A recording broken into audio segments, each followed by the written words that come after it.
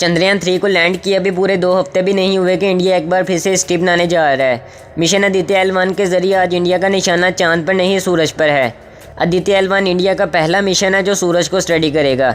जैसे चंद्रयान चांद पर लैंड किया था वैसे आदित्य L1 सूरज पर लैंड नहीं करेगा, क्योंकि सूरज मुख्तलिफ गैसेस और प्लाज्मा का एक गोला है जिस पर लैंड नहीं किया जा सकता। मिशन के दौरान आदित्य L1 सूरज के कंपैरिजन में अर्थ के ज़्यादा करीब होगा।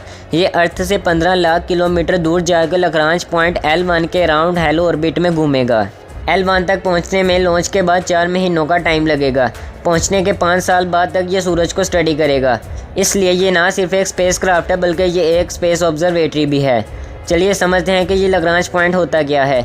लग्रांज पॉइंट स्पेस में वो पॉइंट्स है जहां दो सेलेस्टियल बॉडीज़ की ग्रेविटेशनल फोर्स बैलेंस आउट होती है। सूरज और अर्थ को कंसीडर करें तो 5 लग्रांज पॉइंट्स बनते हैं। ये वो पॉइंट्स है जहां कोई भी स्पेस क्राफ्ट भेजा जाए तो स्पेस क्राफ्ट का ऑर्बिटल मोशन, सेंट्रीफ्यूगल फोर्स सूरज और ज़मीन की ग्रेविटेशनल फोर्स से कैंसिल आउट कर जाएगा। इसका फ़ायदा ये है कि जो भी स्पेस क्राफ्ट लग्रांज पॉइंट पर भेजेंगे उसे उस पॉइंट पर स्टे रहने के लिए कम एफर्ट करनी पड़ेगी। इससे फ्यूल भी बचेगा और वो स्पेस क्राफ्ट अर्थ की सन के अराउंड रिवोल्यूशन के साथ साथ घूमता रहेगा। इससे ज़्यादा लंबे टाइम के लिए कंटिन्यूसली ऑब्जर्व किया जा सकेगा। जो भी स्पेसक्राफ्ट L1 पॉइंट पर भेजेंगे वो हर टाइम ऐसी पोजीशन पर होगा जिससे सूरज और ज़मीन को इजीली देखा जा सकेगा। मिसाल के तौर पर जब किसी स्पेसक्राफ्ट को लूनर ऑर्बिट में भेजते हैं, जैसे चंद्रयान को भेजा था, या अर्थ के ऑर्बिट में भेजते हैं, चांद के गिर्द घूमते हुए अर्थ एक पॉइंट पर नहीं देखी जा सकती और ऐसे ही अर्थ के गिर्द घूमते हुए एक पॉइंट पर चांद नहीं नजर आता। इसीलिए लग्रांज पॉइंट ज़रूरी हैं। वहीं से उसका नाम आदित्य L1 रखा गया है। ऐसे ही कई कंट्रीज़ ने L1 पॉइंट पर अपने स्पेस क्राफ्ट भेजे हैं, जिनमें America, European space agency, China, Japan, Russia, Germany और UK वगैरह शामिल हैं, जिनमें अब इंडिया भी शामिल हो गया है। अब बात करते हैं कि ये सूरज के गिर्द क्या स्टडी करेगा। इसके लिए पहले सूरज को समझ लेते हैं। हमारे सोलर सिस्टम का सन, इसका डायमीटर हमारी अर्थ के डायमीटर से 109 गुना बड़ा है और सूरज का वजन अर्थ के मुकाबले 3,33,000 गुना ज्यादा है और एक सूरज में 1.3 मिलियन अर्थ फिट की जा सकती हैं। जैसे अर्थ की लेयर्स हैं कोर, मेंटल और क्रस्ट, वैसे ही सूरज की भी लेयर्स होती हैं। सबसे पहले कोर, जिसका टेम्परेचर 15 मिलियन डिग्री सेल्सियस तक होता है।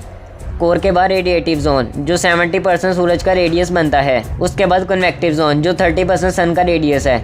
इसके बाद आता है फोटोस्फीयर जो सूरज का सरफेस है। जैसा कि मैंने पहले भी बताया कि सूरज का कोई ठोस सरफेस नहीं होता, क्योंकि वहाँ सिर्फ हॉट गैसेस और प्लाज्मा मौजूद है, तो इसीलिए फोटोस्फीयर को सूरज की लोवेस्ट लेयर भी कहा जाता है। यहाँ पर टेम्परेचर 5500 डिग्री सेल्सियस तक होता है। फिर उसके ऊपर आती है क्रोमोस्फीयर। यहाँ पर टेम्परेचर बढ़ना शुरू हो जाता है जो 6000 डिग्री सेल्सियस से लेकर 20,000 डिग्री सेल्सियस तक पहुँच जाता है। फिर ट्रांजिशन रीजन, ये एक पतली सी लेयर है। इसके बाद कोरोना जो सूरज की आउटर लेयर है। कोरोना की लेयर में 1 मिलियन से 3 मिलियन डिग्री सेल्सियस तक गर्म प्लाज्मा होता है। अब आप सोच रहे होंगे कि भला ये क्या बात हुई, कोर का टेम्परेचर इतना ज़्यादा, सरफेस का टेम्परेचर कम और फिर से कोरोना जो सूरज की आउटर लेयर, इसका टेम्परेचर फिर से इतना ज़्यादा। इसके बारे में तो मैं भी कुछ नहीं जानता, क्योंकि ये आज भी एक मिस्ट्री है। इसके बारे में साइंटिस्ट ने डिफरेंट थ्योरीज पेश की हैं, लेकिन एग्जैक्ट रीज़न नहीं पता लगाया जा सका। आदित्य L1 का मिशन सूरज के ऊपर की 3 लेयर्स को स्टडी करना है, जिनमें फोटोस्फीयर, क्रोमोस्फीयर और कोरोना शामिल हैं। अब बात करते हैं कि सूरज से कौन कौन सी चीज़ें बाहर निकलती हैं। हीट और लाइट के बारे में तो हम जानते हैं। इसके अलावा UV rays, infrared radiations, radio waves, X rays, gamma rays, इनमें ज्यादातर हार्मफुल रेडिएशंस होती हैं, लेकिन अर्थ के एटमॉस्फेयर की वजह से हम इन रेडिएशन से प्रोटेक्ट रहते हैं। इसके अलावा सूरज से निकलती हैं सोलर वाइंड्स, जो चार्ज इलेक्ट्रॉन्स और प्रोटॉन्स की एक बहुत बड़ी वेव है। जब ये सोलर वाइंड्स अर्थ के एटमॉस्फेयर से टकराती हैं तो हमें नॉर्थर्न लाइट्स देखने को मिलती हैं। इसके अलावा सूरज से निकलते हैं CMS, सेंट्रल मास इजेक्शंस। इसके बाद सोलर फ्लेयर्स जो सूरज से कभी कभी निकलते हैं। इन्हीं सब चीजों को स्टडी करने के लिए आदित्य L1 पर लगे हैं 7 इंस्ट्रूमेंट्स, जिन्हें पेलोड्स भी कह सकते हैं। फर्स्ट पेलोड है VELC, visible emission line coronagraph. ये कोरोना लेयर और कोरोना मास इजेक्शंस को स्टडी करेगा। सेकंड पेलोड है सूट,